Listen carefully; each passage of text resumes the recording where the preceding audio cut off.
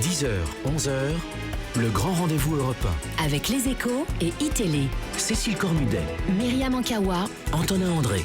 On va passer à un chapitre plus politique et plus intérieur, les investitures, plus terre à terre aussi, les investitures UDI. Quelle transition entre les enjeux mondiaux et les enjeux politiques Les investitures locaux. UDI pour les prochaines législatives qui sont un peu la clé de voûte de votre accord avec François Fillon. Où en êtes-vous avec François Fillon? Je crois que vous vous êtes vu mardi dernier. Où en êtes-vous de ces discussions sur les investitures et le poids des centristes dans la future majorité si François Fillon l'emporte? D'abord, Monsieur André, pardon, ce n'est pas la clé de voûte. C'est un des éléments. Il y a deux éléments dans les discussions que nous avons. En l'occurrence, le projet. J'espère que nous y reviendrons. On y reviendra juste après. J'espère que nous y reviendrons. Parce nous qu'on y reviendrons. On les fasse tellement souvent. Une bonne partie de l'émission. Et évidemment, les investitures. Et je ne vais pas vous mentir en vous disant que ça fait partie des discussions, bien sûr. Et c'est parfaitement naturel et normal.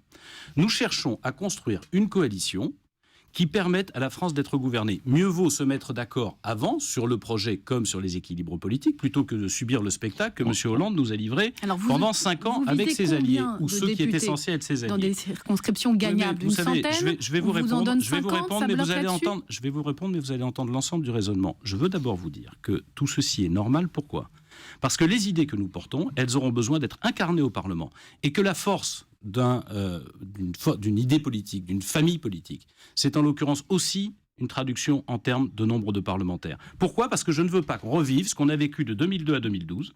C'est-à-dire, l'UMP, ils étaient tout seuls au pouvoir, ils se sont plantés tout seuls, et ensuite on n'a que les yeux pour pleurer. Qu'est-ce qui vous fait croire, Jean-Christophe Lagarde, que les Républicains ne peuvent pas gagner sans vous, au fond ? Ah ben écoutez, s'ils souhaitent gagner sans nous, qu'ils essayent, mais dans ces cas-là, c'est pas la peine de nous demander de construire une alliance. Ils le souhaitent, nous le souhaitons. Maintenant, une alliance, ça doit à la fois inclure des idées communes et un équilibre politique. Sur cet équilibre politique, je vais vous répondre.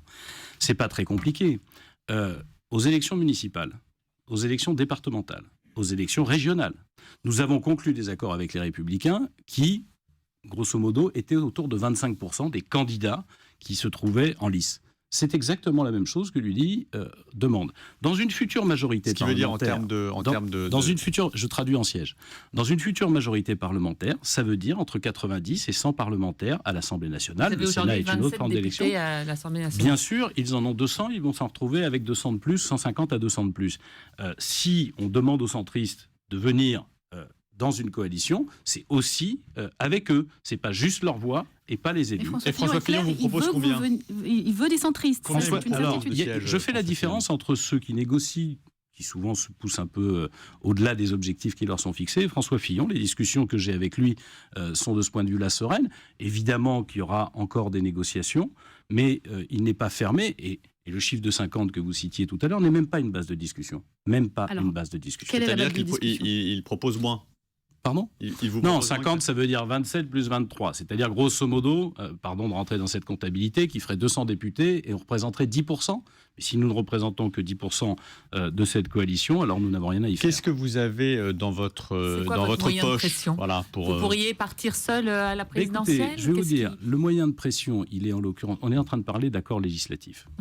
L'accord législatif, c'est très simple. C'est à la fois, je répète, un projet et des investitures. S'il n'y a pas d'accord, il y aura plusieurs candidats. Et s'ils pensent qu'ils construisent une majorité sans les électeurs centristes et face à des candidats centristes, je pense que c'est très mal parti. Vous imaginez, lors d'une élection présidentielle, 2 candidats dans la même circonscription qui, le matin, font la campagne pour François Fillon et le soir font la campagne pour chacun séparément. C'est une campagne vouée à l'échec. Je pense que François Fillon l'a compris, que les Républicains feraient bien de le comprendre. Vous excluez-vous d'être candidat à la présidentielle en cas de désaccord avec François Fillon ? Si j'avais choisi d'être candidat à l'élection présidentielle, je serais déjà candidat, donc évidemment je ne le serais pas.